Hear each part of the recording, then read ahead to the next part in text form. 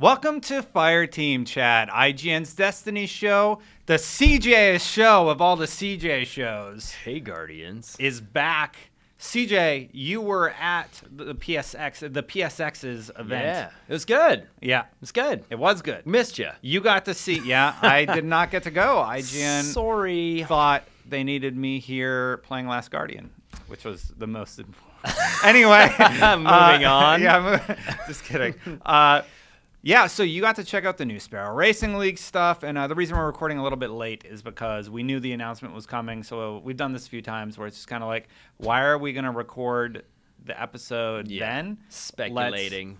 Why speculate? Let's just wait a few days and record then. So in case you didn't know, it's Sparrow Racing. Yeah, that was the big reveal. Well, it's actually an event called The Dawning. Yeah. There's a lot of details. There are going to be new emblems, shaders, emotes, tags in Sparrow Racing League. You're given a gift each day. It runs December 13th to January 3rd. Mm-hmm. There's going to be new racing maps on Mercury and another one on...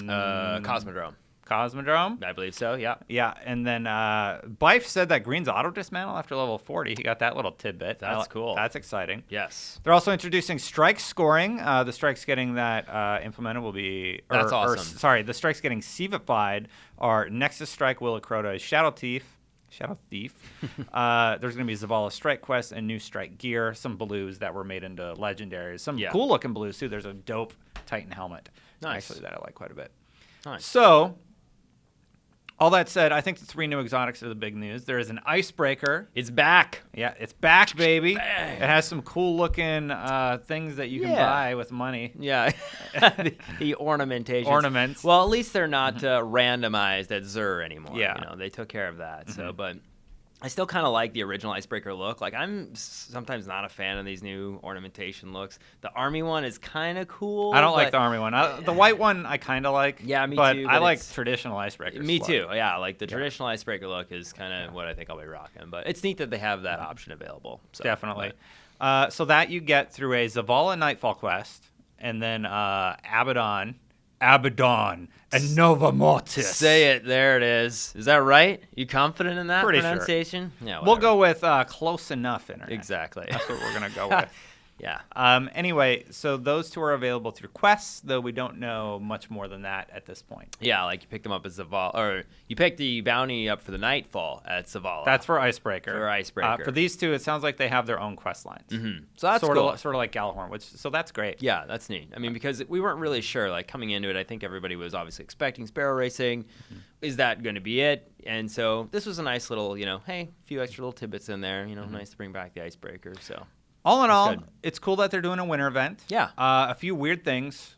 Sparrow Racing League will stay, but only in private matches. So hit up those LFG groups to do some Sparrow Racing, or get friends. I mean, I kind of don't. I don't mind that. I think Destiny's weird. When they take something away is when you want it the most. Yeah. That's always how it works. So now that they're putting it in private matches, I think they'll probably bring it back maybe more often than obviously once a year. There's also 4 tracks now too, so might be a reason to bring it back.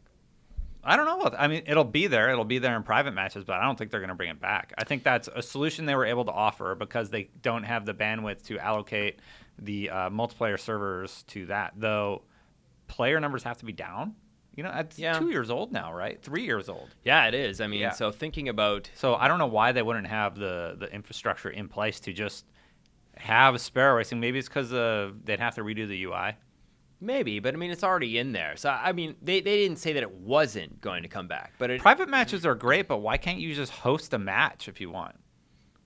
Would that be too hard to do? For Sparrow Racing? Because then it's dedicated servers, right? I'm trying to think of network infrastructure, which I know absolutely nothing about. So, network guys out there, tell me why I'm stupid.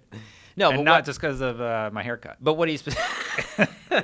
There it is. I was waiting for it. It was either the funny voice or the self-deprecating humor. No, so specifically, what are you talking about though? You would like it to be in the game rather than it to be just in private matches. Yeah, so we're gonna have Sparrow Racing League. You're actually gonna be able to get all your gear. A note on the gear that you can get if you dismantle it after this event. Apparently, there's gonna be a kiosk where your gear will go. So hold on to your gear. Don't dismantle it beforehand like I did. Ooh. And I only did one thing. I dismantled one of the green green helmets. Right. But then they added the event kiosk, which was great. And I was just like, Yes. oh, those helmets are gone. Yeah. You know? You can get them later. Like, yeah. get them out of here. I still have a Jade Rabbit racing helmet that I like. It's one of my favorite helmets, just Yeah. from like a aesthetic standpoint. But Yeah. I have my gear that I held on to because they had really good rolls. Yeah, and they I'm did like, at the time. well, I guess I'm holding most on to people these. initially held on to that stuff because everybody that I've talked to, like, oh yeah, I did sparrow racing at my first 320 helmet because nobody could get a helmet from the Oryx raid. But I mean, I don't mind it. I think it being in private matches is obviously going to take away its I don't know the word I'm looking for. It's the same thing. Like, you can't do Iron Banner. Like, you can't just go, hey, I'm going to do Iron Banner in private matches. Well, you can set it up so that it's just like Iron Banner. You can. But the thing I'm saying is, like, the more I think about private matches are great, a great way to get your friends together. Mm-hmm. Like, I can put a call out on Twitter and probably put together a match or just hang out with the people that I have on PSN. The tricky part is that I don't understand why they couldn't just have a match type where, okay, I want to play Iron Banner right now. Yeah. Oh, it's going on right now, but right. yeah. But if it weren't going on and I just wanted to play a match, why can't I just host a match and have people join? Maybe it's more complicated than that. Yeah, I mean, you're talking about specifically to have sparrow racing where, to me, I think it's a reward thing. Like, if you want to play in private matches in sparrow racing, you obviously are really going to like sparrow racing. Like, if you play Gears, for example, you can create a multiplayer match. You can say, I have 16 slots open, and you can sit there and wait for 16 people to come in. Right. I think that would be a great, simple option to add to Destiny. Maybe you only get 4 people in there, but at least you're able to play. Sparrow racing is a really good example. Like, people looking for sparrow racing that you can hop in and play. And if you don't want to host, why not just say, hey, like, once you create your prerequisite, like, I want to play sparrow racing, search for a sparrow racing match. And it'll put you into the group. So you just want it to be another option within the context of the Crucible selection menu. Yeah. Sparrow racing. Yeah. Autofill, go into sparrow racing. Yeah. I get that. I think it seems like it's 80% of the way there, but the extra 20% of figuring out how to implement that code, it hasn't happened yet. Will it ever happen? Who knows? Who knows? To me, not in Destiny 1, I don't think. No, but I think that's one of those things where when they decide to turn it on and turn it off and then have you get the drops that you get for playing it, there's just an incentive to do that game type associated with whatever event they have going on at, the tower or wherever it is. So I get... You think they'll bring it back. I don't think they're going to bring back sparrow racing. I think they will. I think if not, They will next winter. Right. Like, if not next winter, which they probably will if they continue to support it after, they potentially now, because they've implemented it in private matches, might bring it back maybe for something in the summer potentially. Or, because Sparrow Racing's not tied to winter. It's just within the context of its DLC, The Dawning. But it was fun. It was good. Overall, I feel like I'm being really negative, but overall, the idea of the Dawning event, it's really cool. I really like when they redesign the tower, and it looks really pretty, and it gives you incentive to hop back into Destiny and collect all this new stuff. Yeah. And there's snow angels, Yeah, the snow angel robots. A snow angel that was cute. Yeah. I like all those little things that they do. Overall, it feels very light. It does. Feels like they're like, well, what can we do? Scott said something like, oh, we're bringing back Icebreaker. Ice winner? Get it? I love puns, so I actually like that quite a bit. I mean, just chatting with Deej and Scott there, I mean, the other thing, too, is they've adjusted the dates. I mean, I think if you remember back to the last one. It was like a week. It was like a week, and not only that, it was, a lot of people were getting Destiny for Christmas or the holidays, and then the servers went down. Yeah, well, that too. But then also it's like, hey, you have a day or two to try Sparrow Racing, then it's gone forever, or until we decide to announce it again. Yeah. So thanks for your $10. Yeah, well, peace out. The record book is another issue, but which still works January with this 3rd. One. The record book does. It still does, work, yeah. And now the record book has no cost to it. Burke has no cost, and they've obviously designed it the same way like the Rise of Iron is, and the way you kind of get rewards and completion stuff like that. Cool. So it does look really neat. So from that standpoint, I wonder if one of the gifts you open is a $10 refund for the record book you bought last year. I was waiting for you to say that. I just paused, and I was like, he's about to do a $10 joke here. Oh, it's free? It's That's coming. good to know. Well, listen, I mean, I've already went there. I never bought that stuff in the first place. I never have. I bought it for work. Did some video clips and stuff like that. So you already got your $10 back, because I'm pretty sure you might have expensed that. Well, yeah, you know what I did? I bought the book. I did like 3 races, and I'm like, I'm done. Yeah, no, for sure. It wasn't. Sparrow Racing is not that big of a deal. It is a fun, sort of silly little thing that Destiny adds that you can kind of. It's like popcorn. Yes. You try it little once. icing on the cake. little icing. If Destiny was a on the movie, snow. you have the popcorn for a little while until you get tired of it. Yeah. And then you stop eating the popcorn. I do think it's cool how they've implemented this. Terrible analogy. No, it is a terrible one, but I'll let you roll with it. Or is it simile? I'm not sure. Anyway, let's not English class. Right Anyways, no. I think it's really neat though that there's a completely other mechanic of the game where they just all of a sudden it's a first-person shooter. No. I'm not, but I feel like I need some water, which is just off the side here. That might be grabbing a little bit. But yeah, I think it's cool that for a first-person shooter to be able to have that kind of level of detail in their racing mechanics is very cool. That doesn't happen very often, so it was fun. It was a pretty surprising implementation. I mean, it's a really silly event, but it's pretty cute that they managed to make it work. Yeah, and within the world of Destiny. And custom sparrows and, horn sounds and emotes on the bike. And all that stuff. It kind of just works with the world. It's a neat, kind of piece of the puzzle. And I think it's nice that, you get a chance to, if you do pick up Destiny for the holidays, it's around until January 3rd within the context of being able to level up and get gear and get a bunch of cool stuff.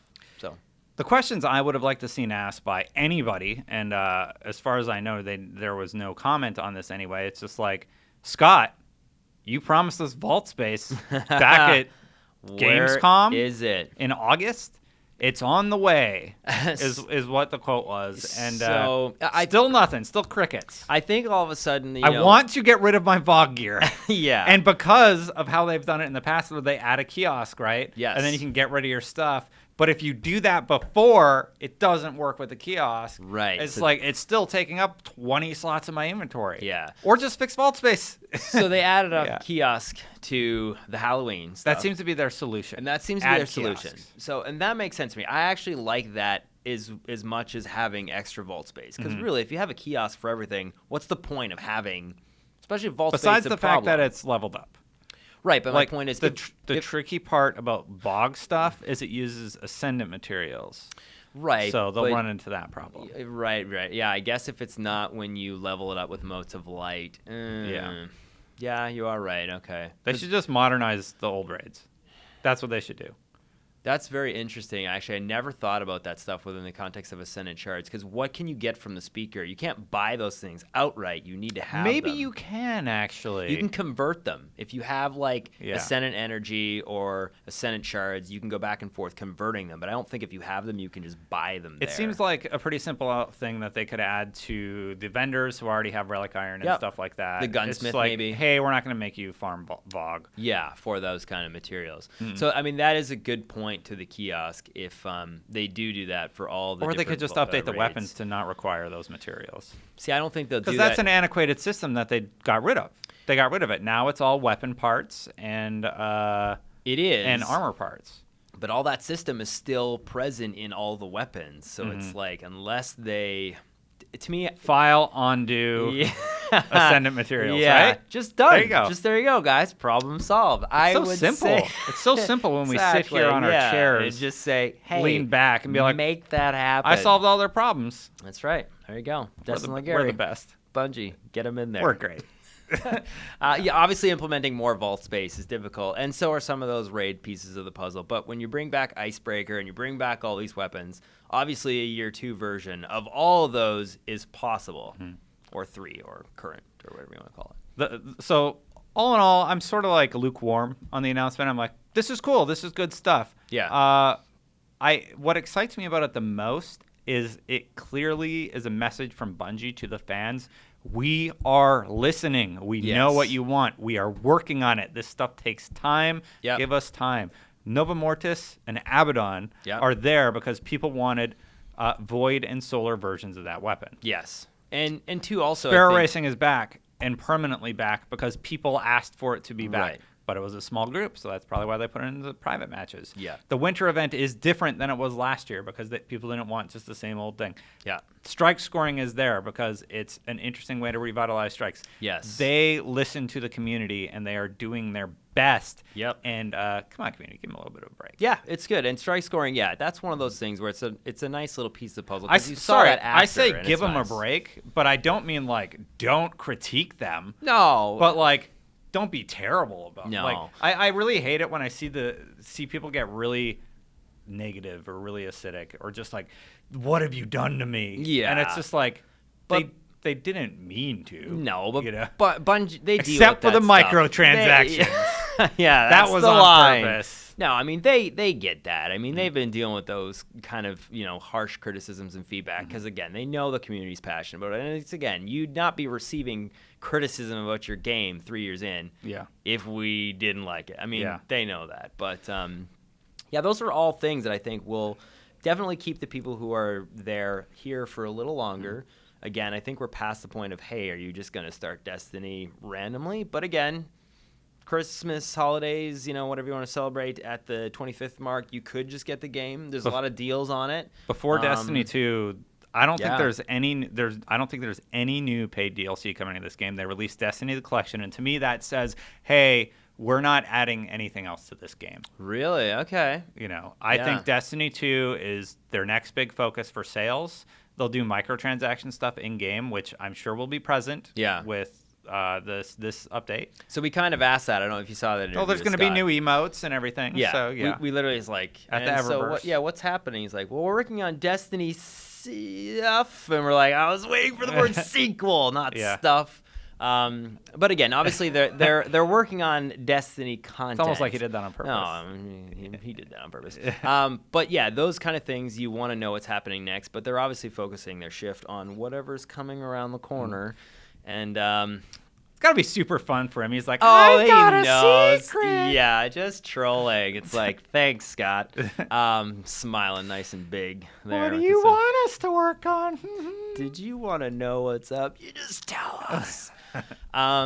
Yeah, for me, I think, though, and I mean, I haven't really said this publicly. I've said this to Fran. Oh, you haven't said it's gonna be what big. I'm going to say. Dropping the bomb. I'm dropping the bomb. And this is by no means confirmed based on anything. It's Canadian, though. Yeah, it's so Canadian. It's going to be nice. Stop that. Dropping on anything. And then he'll apologize. I feel as if this game, with the amount of legs that it has for all the years, that even though they've announced that the sequel or something is coming in 2017, I would not be surprised if that potentially gets pushed to 2018.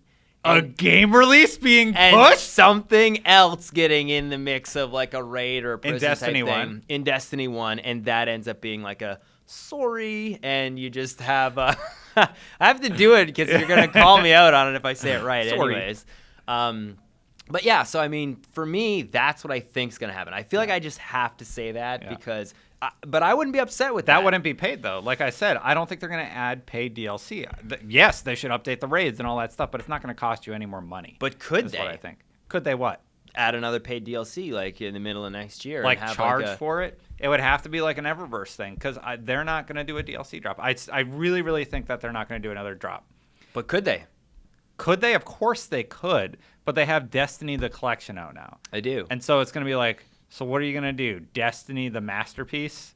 I mean, it really, to me, it depends the Master on Collection how, after that. Yeah, it depends on how they want to brand it, or if you're right, it just becomes a piece of that puzzle where it's like Eververse or it's like some kind of moment, and it might not be a raid, it might not be anything like that, but they obviously have the ability to incorporate those things into the game for extra cost if they wanted to. It's challenging, man. I think they'll keep doing events like this, and they get their little bit of bump from these little events leading into Destiny 2. I think Destiny 2 is 2017. Yeah. Like has been rumored. Yeah. And events like this one, which are cool, and like I'll pop back in. Yeah. I don't know how long I'm gonna play though. Yeah. They're still doing Iron Banner. Trials is still going on, so the competitive scene's still there. Yep. But I don't think we're going to get another big Rise of Iron-like content drop.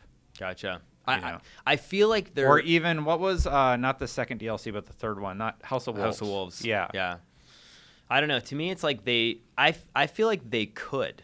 Like, and I'm only saying that... Of course they could. Yeah. I don't think they will, though. I think they're just going to move on to Destiny 2. I don't think it's planned, maybe. Here's the thing. This is all speculation. Mm-hmm. So I just cannot see, and I'm wondering when they would announce that. To me, if it comes at E3, which when other time would they announce it? So close. Like, when did they announce Destiny, and then when did we see anything for the original? I mean, they announced it and they showed it. Right. Yeah. But then it wasn't released for how much longer? Like a year.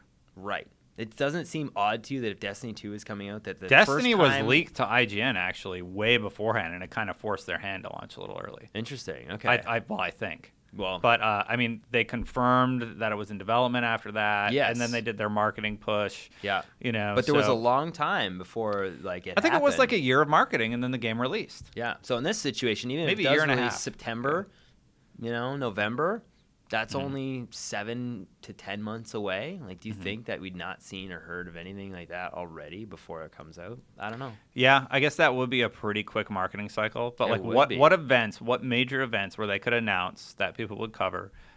Would they drop Destiny 2 at? E3 is the only one. But that's what I mean. So E3 TGS. and then 3 months release after that? Wait, TGS like in September? Yeah, that's done. Yeah. So there's nothing else. I don't know. To me, and that's the only reason why I'm thinking 2018. Like, obviously, that's just based on, the first roadmap. It seems like we're a long ways away. So you think announce E3 this year, release 2018? Yes. Yeah. That makes sense. I think so. Again, that's not what they're saying. Maybe and I have no information at all on that, but yeah, I think they keep doing these little events. They're not going to. They'll do updates to Destiny 1 to keep people interested. Yeah. Through 2018. Yes. But yeah, again, I that's a long time, but I think they're letting the ship sort of slowly sail on Destiny 1, and they're moving their focuses to the sequel. And that would probably make true. I think they just need to do that as a developer. Yes, for sure. You know? But if you look at games that have just got released this year, and if you think of Titanfall and Battlefield and Call of Duty and that whole, September, November, October release window, why release a game in that window, in a sense? I mean, obviously, this game is probably one of the few games that can release. 90% of the team has been doing nothing but working on Destiny 2. When's the last time we've heard from Luke Smith? It's been, 2 years? Yeah.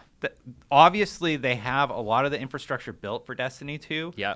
I think they could launch in 2017. Yeah. I think it's ambitious. I think it's ambitious, too, on account of just not seeing anything. But it fits with the leak document timeline. It fits with all the timelines. They're already a year late. Destiny 2 was supposed to be this September, according to the documents. Right. So if they don't launch next year, they're going to be in trouble with their partners at Activision. Yeah. So I think we will get a sequel in 2017. That's my hypothesis. Gotcha. Anyway, this all came from the big update. And this was supposed to be like a shorter episode. But we always get into it a little bit. Right away, for me, I haven't really had any reason to play. I've run the raid like 50 times. Wow. Well, dude, I would run it crazy. every Tuesday. I had a group, and we were running every Tuesday, and eventually I just got to the point, I'm like, guys, we have no reason to be doing this. We're all 400. We have all the gear. We have I have 10 ghosts that are basic. 400. Yeah. Yeah, I've kind of finished my time with Rise of Iron. Yeah. To be fair, I put in a lot of 100 hours tons or something. of time. Yeah. And it was definitely worth it, but yeah.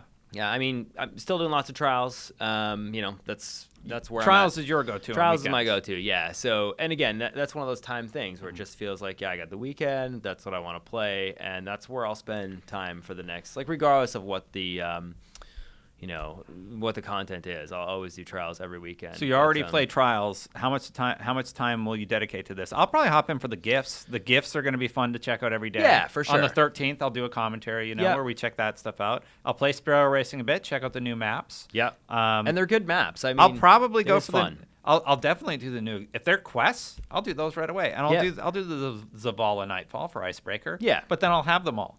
Then I'll have my collection will again be complete. Yeah. And I will have no reason to play Destiny. Till Valentine's Day. And then I'll hop back in. Then I'll do Crimson Doubles with you, and you can carry me. That's right. Let's do that. And then I'll dial up Steven. Yeah. Exactly. And then we'll call Steven. I was waiting for your impression. It's okay. You want me to do it? No, it's okay. No, it's Hey, Steven? There it is. Yeah? Hey, man, happy Valentine's. Oh, yeah, exactly. Yeah? Oh, my wife's great. I got Let's you not something. talk about her right now. Yeah. So Crimson Doubles is back. A little run to the lighthouse? Yeah. CJ, are you coming to Terrible, dinner? Dustin. Terrible. But yeah, that's probably where we're at. That's not how your wife sounds at all. No, not at all. But She's actually, great. she does sound like that sometimes. And it's like, CJ. Sweetheart, I'm busy. Just go to the lighthouse. Talk. We'll celebrate Valentine's on the next day. Oh my God. I'm a terrible person. But that's where we're at. It's probably waiting for these little event content drops to happen, getting a bunch of items. And then, that's probably, unless you're really into Crucible, you are probably done playing PvP for the most part. CJ, will you make me a promise? Oh no. You don't miss Valentine's Day for Destiny? Now you're concerned? Yeah. Are you saying I have a problem, Destin? What? Yeah. Spend some time with your wife. That's all I'm saying. Fine. Remember, you have kids too. Fine. Right? No, I don't have kids. What are you talking about? I'm young. Look at this young baby face here. See some gray hairs. Stop looking, Destin. There's a few gray hairs. Now, I'm stoked. I think that's the reason why, for me. You're stoked for this event. I'm just stoked for more Destiny content. Yeah. Like, I really enjoy Destiny 1. Like, my biggest fear with Destiny 2, and I had the same thing where I was a big fan of Halo 2, not so much Halo 3. Halo Reach came along. They evolved it even more. Actually, if you played a lot of Halo Reach, you can even see kind of like the building blocks of Destiny in that game. Like totally. Armor lock, jetpack, all that stuff.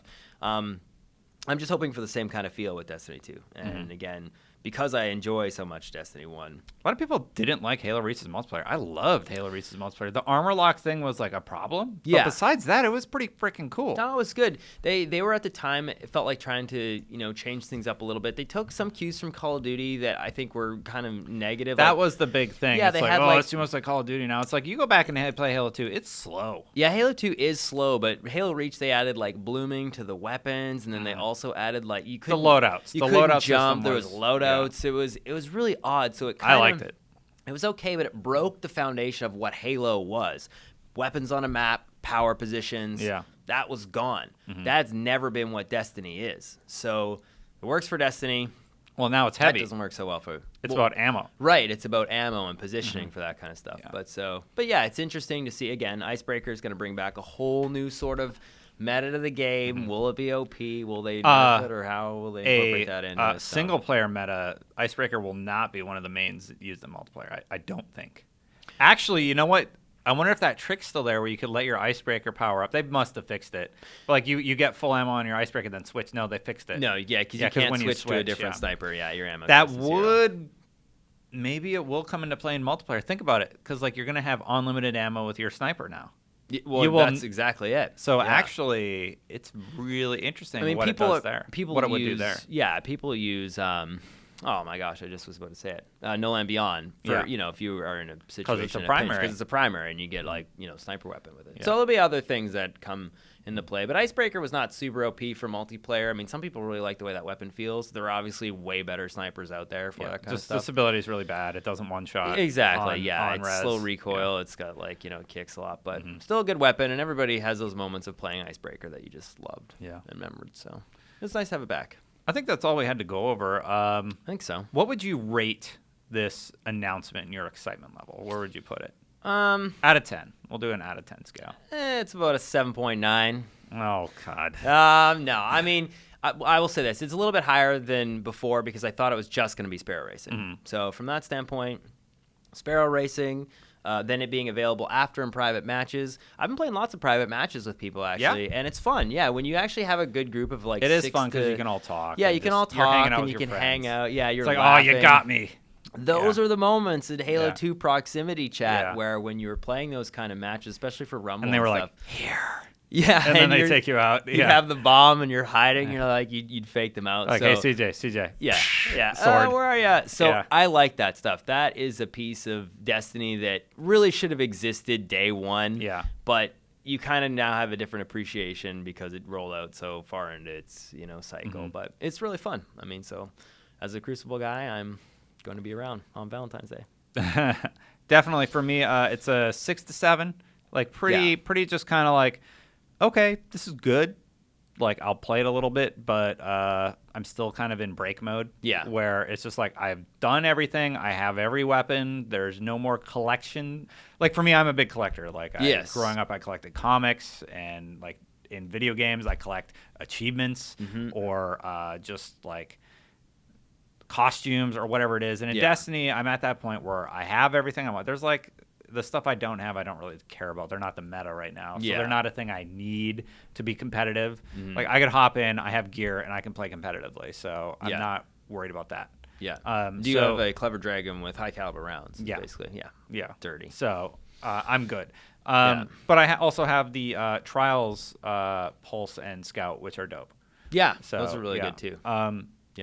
So so for me, it's like 6 to 7. Gonna check it out. I probably won't stick around too long after I get the weapons, but I like the gift thing. That might have me at least sign on once a day, get my gift, and sign out. Yeah. But overall, yeah, I'm just like, okay, yeah, it's good. But the nightfall and the scoring, and there's a bunch of things that I think from like a community standpoint, it brings a little bit more kind of that personal camaraderie / competitive where it's not as much as you playing to win. It's about you're playing with a buddy. Yeah. You know, it's like, how come you're not carrying your weight? You know, and you can kind of see some of those visual indicators. I'll be interested to see what strike scoring does for that aspect, because for me, I'm just like, man, that would have been really great to have like a long time ago. Yeah. Like not at the end of the product's life cycle. Yeah. But I feel like as they're adding these things, they're just like, you know what?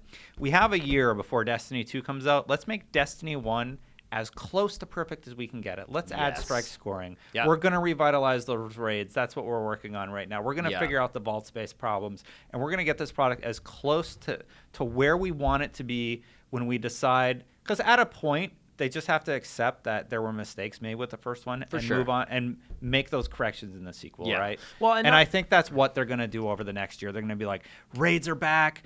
These new weapons are back. We've balanced everything. There's a few more with primary elemental damage. You know, I wouldn't be surprised if that's the route that they go. And I think that would be great. And I think that's accurate. I would say mistakes is probably the wrong word. Like, I think they've probably just evolved. So all those things, if you think of like Ascendant Shards and how it like applied to your weapon, like you had to like power up your weapon. It's like, what did that do? Like, right? People didn't like that. People didn't like that. So would you say that was bad? It was a bad gameplay mechanic that they learned from.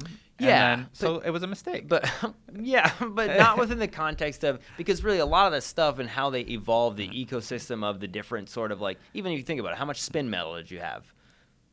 Lots. I still have lots. Or how much sapphire wire and like hardonic essence, like to have like individual armor materials. They learned from their mistakes. They learned from their design implementations that didn't quite get the desired effect that they wanted. Man, Destin, you really was you're wrong, Bungie. You should have listened. I'm not saying they're wrong. I'm saying they're just like, okay, we tried this thing, it didn't work. Yes. And we fixed it, or we tried our best to make it better. Right. That is, to me, I'm not being demeaning. I'm just saying we feel like that could have been done better. They'll never say they made a mistake because that's too negative in connotation. Right. But, I mean, I can say that. Yeah. They made a mistake, but they're learning from it, and that's a good thing. I think that's what I'm trying to say, is that for the most part, for when they have made mistakes, they do a very good job. I got a Canadian to say something slightly negative. Fine, Destin, you're right this one time. But yeah, the evolution and how they've taken a lot of those different things and evolved them. God, he'd be so good in PR. Oh, man. He'd be so good in PR. But I do appreciate, there's a lot of details. Because when you go back and you look at even what they're doing with the ornaments, how it's like, hey, we sold a couple from Xur. Hey, we're not doing that now. Okay, so they really do that stuff. And I mean, do you remember the first time you like upgraded like stuff from Xur? How it was like you needed to find the weapon like at any different time, and it was like, what is happening? So again, you're right. If they have made mistakes, they learn from their. They learn from their what's the word you're whatever. using? Fine mistakes. Okay. You're right. This one time. But yeah, they do a very good job at addressing their flawed. You're terrible. Flawed design principles, which turned out not to be as easily implemented as they had originally hoped. There you go. Yeah. Not mistakes, though. Destin Legary. Mistakes were made. But they're working on them, and I'm super happy because it means like they recognize that there were shortcomings with those other design strategies. Shortcomings. There's a better, more positive word. There were shortcomings, and they're addressing and evolving their shortcomings. Evolving, that's the one you're going with. Right. It makes me really excited because they are listening to the community. We're getting those different weapon types. That's a new thing. Yes. You know, that it's from the community, but it's like, oh, good point. Here you go. Yeah. Oh, strike scoring? That's a cool idea. Here you go. Yep. Like, that's pretty easy to implement. We can do that. Yeah. The raid one, Scott teased the vault thing. Yeah. Like, and obviously they're talking about, he said, like, we talk about all the stuff that you guys talk about. So they're talking about what to do with the old raids. Well, and they are alleviating, vault space. And we're also got to remember that this is a PS, 3 and 360 game. From that standpoint, when you think about that, everything that was up till this point been able to run on that console, that's mind-boggling when you think of what Destiny is. So they'll do it different this time around, being able to just focus specifically on next gen. One last thought on that, and then we got to go. All right. But the vault space problems that they ran into with Destiny 1, you have to know or I would bet that the vault system in Destiny 2 is dramatically different. I don't think we're going to run into these problems again. I have no idea what that game looks like. They've talked about taking a drastic different approach. Yeah. But I think the vault system is going to be completely foreign. It'll be new. Yeah. Maybe not foreign, but foreign from Destiny 1 to 2. Are you telling me I'm going to change my hoarder tendencies and there'll be infinite amount of vault space? There will probably be other ways for you to hoard stuff, but Maybe. Like if you get that fusion from Vault of Glass and it's just sitting in your inventory, they'll probably just, if they go with the kiosk system, which I don't think is a perfect system either, but there will probably be other ways to like, hey, you'll have, like they have this whole record book system right now, and you have to think like the record book stuff works really well, and you're able to just grab that stuff. That has to be like an idea that they're working into Destiny 2 in some way, but in a different look. Yeah. Because right now you got to buy books for every little event, right? And then you unlock the stuff for every little event. Maybe that's what they're going to do in the sequel. Yeah. Maybe they just have some sort of system that keeps you in the game working towards progressing your character. Yeah. Or as you level, there's like different things you get every level. So there's that constant reward feedback. There's so much they could do to circumvent the problems that they've found with Destiny 1. Yeah, well, not to mention that with DIM and the API and all that stuff being available now within the game, it's like that didn't exist before. And I mean, I'm getting to the point now where I actually like that as much as going to the vault. So you take vault access out of it from the game. It obviously needs to be there. When was the last time you've gone to the vault and go, oh, I'm going to change this between my characters? No. I don't do that. I use DIM. So that is something that like 2 years ago, it was like, I can use my cell phone to change my items around in the game. Yeah. Like when that happened, a big deal. That's a big deal. So that's super cool. So when you come into the next Destiny with that in mind, They'll just make their app and have that implemented. Exactly. It's a very different design philosophy, I think, that they'll approach it with, where they did not like have those, pieces of the puzzle in play when the first one came out. So, definitely. But we should probably get out of here, CJ. Probably. Got a busy day today. I do. Oh my God, I have a dentist appointment. All right, I gotta go, everybody. Dentist. I totally forgot. Now I'm just thinking of your trials comments. There you go. All right, man. All right. Good. Bounce. Thank you, CJ. Thank you for joining us. Thanks, man. It was a good time. And thank you for joining us. And until next time, Guardians out.